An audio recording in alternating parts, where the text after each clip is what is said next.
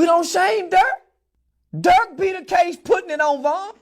Snitched on his dead partner. Man, so let's just clear the air on this. King Von charges were dropped first, then Durk's, then Bezu's. So I would ask you guys to simply use logic. If I told on somebody and their charges got dropped first, how is that possible? How's that possible? Bezu was the last one with the charges. The dude who got shot told the police who shot him. And it wasn't no Von and it wasn't no Lil Durk. What was it all about? It wasn't because it was GD and BD beef that hit Atlanta. Nope. This is all over money that was owed. So when y'all say this crap and everything like that, understand somebody made a statement for them cats to get locked up. That's number one. Number two, the information that y'all swear that y'all have was false.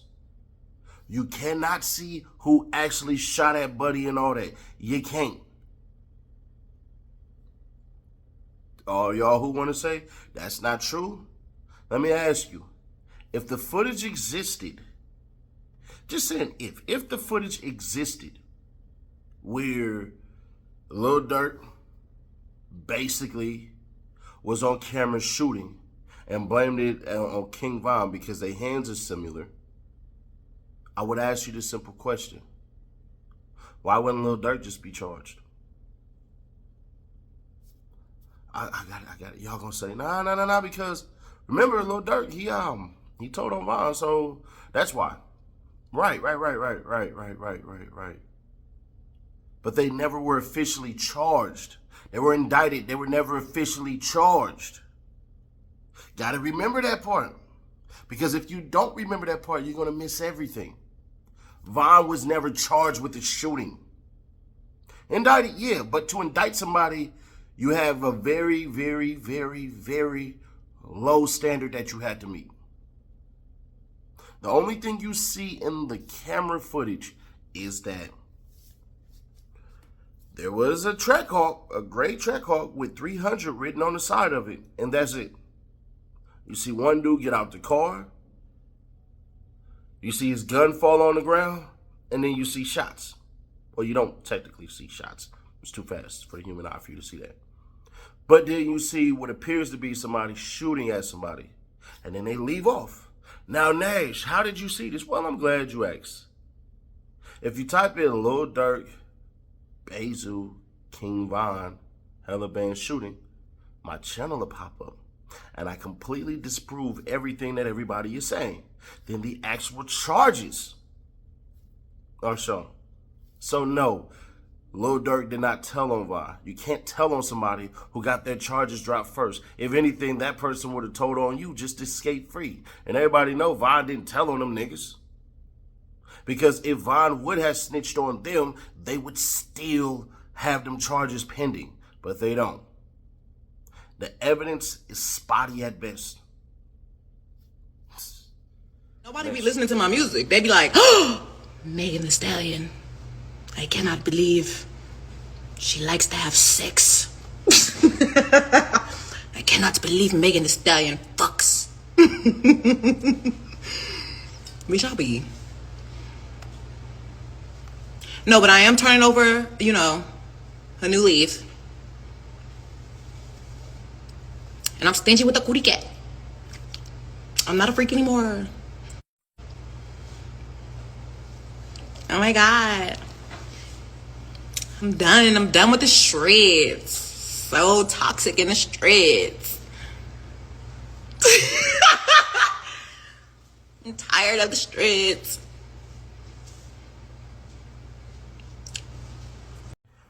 As the man who has next to be in a relationship with Lori Harvey and Megan Thee Stallion, this is going to come back to bite me, but it is what it is. I'll take my L as I take my L.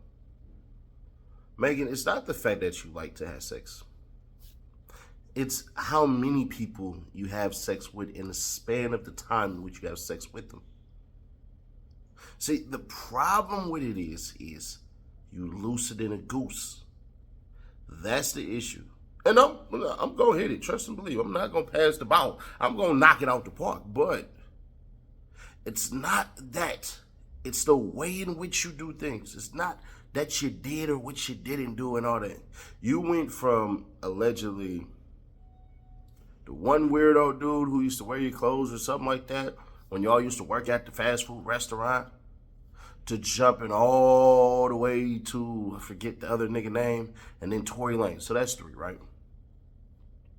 And then allegedly while you were sleeping with Cuz, you were sleeping with the baby.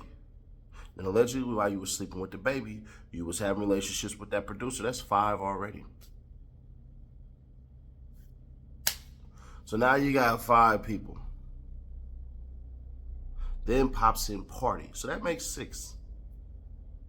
Then pops in the damn soccer player. So that makes 7. Shawty, you ain't even been out for 7 years. So it's things like that where they're saying, damn, bro, sheesh, Megan, you know, baby, you ain't gotta let everybody hit in the pinball machine. The object of the pinball machine is not to get hit by every single thing. It's to get hit by the thing that matters. So when she going about and she's saying all this stuff and everything like that, it's not just the fact that she like to have sex. And that's the accountability part where she doesn't acknowledge it. Because technically she can't. Because if she say, yeah, I banged out this dude and that dude and all that and everything like that, then it's going to get worse. So that's what it is, Megan. Do I believe Tory Lanez shot you? 100% I do. But do I believe that Tory Lanez has a strong fan base and all that? Absolutely, because they're fans. So it makes sense. But Shawty not acknowledging the fact of the matter, and the fact of the matter is that, Megan, it seems like everybody who can has, and everybody who has, you probably shouldn't have been. The Tory Lanez thing, technically, I guess y'all's in a relationship, but the baby thing doesn't make any sense. But I don't know, man. Next clip. Jamie Foxx is being sued for alleged assault that allegedly happened 8 years ago in New York City. The woman claims he pulled her by her arm to the back area of the rooftop, where he allegedly placed both his hands on her waist, moved them under her top, and rubbed her breasts. She also claims he allegedly slid his head into her pants and put his fingers on and in her vagina and anus. She says her friend came over and saw what was happening, and then he stopped touching her. She claims she was injured and had to undergo medical treatment and suffered pain, suffering, and emotional distress. Former NFL star Marcellus Wiley accused of assault while attending Columbia University. A lawsuit filed in New York State Supreme Court alleges that Wiley assaulted and took it from the woman who was a freshman student at the university in 1994. A woman who attended Columbia University with Marcellus Wiley in the 1990s is suing the former NFL star for alleged assault and taking it from her. In a lawsuit in New York State Supreme Court Tuesday, the victim claims that Wiley, 48 years old, assaulted her and took it from her in the fall of 1994 on the campus of the New York City-based university. The victim is also suing the university and trustees, according to the lawsuit obtained by People, accusing administrators at the Ivy League school for displaying a fondness towards Wiley, which she believes led to the dismissal of her assault accusations at the time. The plaintiff claims the assault occurred on November 18, 1994, when she was a freshman. Wiley was a sophomore and running back on the Lions football team. According to the lawsuit, he met the victim in her friend's dorm room to listen to music. Defendant Marcellus Wiley told plaintiff he would come visit her later that evening in her room. The lawsuit states plaintiff responded, "Okay, but I don't have that stuff, you know. I'm a virgin." Defendant Marcellus Wiley laughed and responded, relax, wow. I don't mean like that. I'm just going to come by there to get some food from Grandma's restaurant, so I'll just come up to say hi before I head back. Defendant then joked, nobody like messing around with virgins anyways. After the woman apologized and assured the defendant that after the woman apologized and assured the defendant that she was just being straight up so that he would not feel misled, Wiley said that ain't nobody trying to mess with no virgin. Don't worry, I got you. Just coming to hang out, eat. I don't even have them rubbers on me.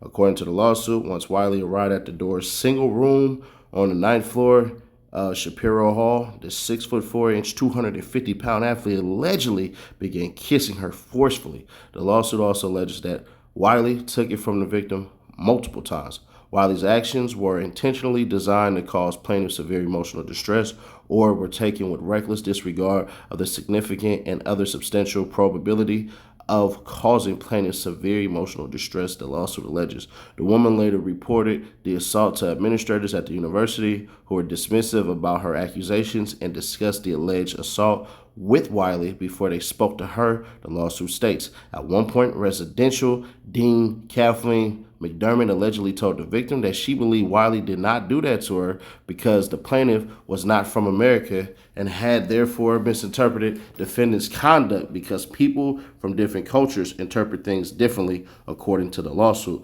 Beginning in the fall of 1993, the university received reports from other women who alleged that Wiley had messed with them as well or took it from them. The lawsuit states the victim claims in her lawsuit that she was traumatized and later attempted to end it all following the incident. Representatives with the Columbia University did not immediately return people's requests for additional comment about the lawsuit. Since graduating from Columbia, Wiley played 10 seasons in the NFL as a defensive end for the Buffalo Bills, San Diego Chargers, Dallas Cowboys, and Jacksonville Jaguars. He later went on to work for ESPN and FS1 as a broadcaster and currently hosts a podcast called More to It. Diddy, Aaron Hall, Jamie Foxx, Marcellus Wiley.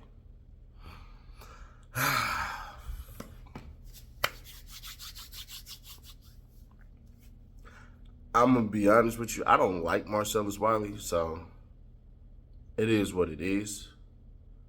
But he said it's 100% true, so I'll take him. True. Untrue, my bad. He said it's 100% not true, false and everything. I'll take him at his word. Can't take him at his word about the stupid stuff that he said about Kaepernick because he basically said that Kaepernick should have did this and should have did that, but forget that Kaepernick had a settlement with the NFL, basically the same thing that's going on with Diddy. How everybody thinks Diddy did it because they settled. The NFL does not settle. You want to know how I know? Go look at the Tom Brady Deflategate case. But that's neither here nor there. Stupid ass Marcellus. Cuba Gooding Jr., this was going to happen anyways. Jamie Foxx. Jamie was a wild boy. But once again, they're denying it. Aaron Hall. All the drug-fueled stuff that you hear about him behind the scenes, it is very likely that he could have did that. Do I believe he did it? I have no idea.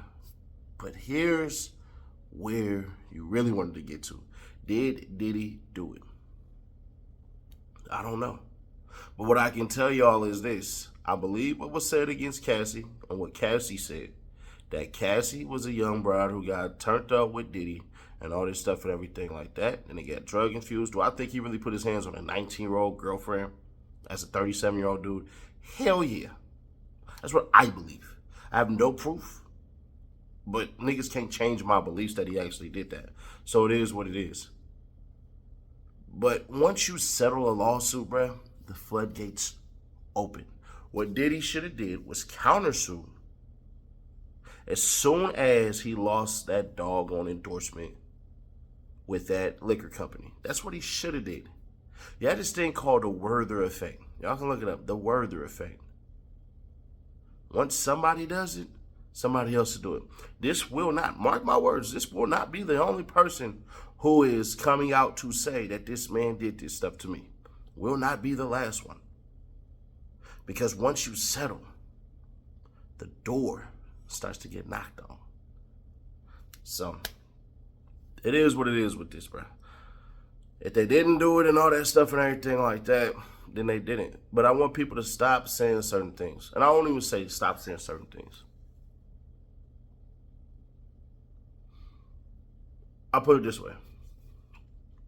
I want people to sit back real quick and think about it this way. You will never in your life, let me clear something up before I say this. You will never in your life hear about no Seti Nash taking it from anybody. That ain't gonna happen. That's number one. Number two, everybody in Hollywood ain't getting down like that. Just gonna keep it authentic. Number one, they don't have a place to go to. Most of these niggas that's there are broke. Some of y'all favorite actors and actresses actually live together in these big ass houses and then come up with part of the rent in which they're staying or the house note. Depends on which. That's number one. Number two, when you have money and you have a lot of money, sometimes, them niggas believe that they can just have anything and they ignore the signs. So that's how they believe. And I'm not saying it's right. I'm not saying what they do is right. I'm just saying, put yourself in these dumbass niggas' position. These idiots believe truly that, hey, I got money, I can do whatever I want. So that's how they're spending it. They're spending it as though they're not the aggressors. Because they really believe in their head that what they did actually wasn't wrong. I'm supposed to be able to do this. I have a lot of money. That's what's going on with these idiots. So when they seem so convincing to say that they didn't do it, it's because in their minds, they really feel like they didn't do it. Which is insane, yeah, I bet. But also at the same time, even though it's insane, it's one of the things these niggas do. It's just a story of Hollywood, man. But y'all, let me know your thoughts on this one. Subscribe, turn on the bell, stay notified. We are on our way to 10K, killing a so-called competition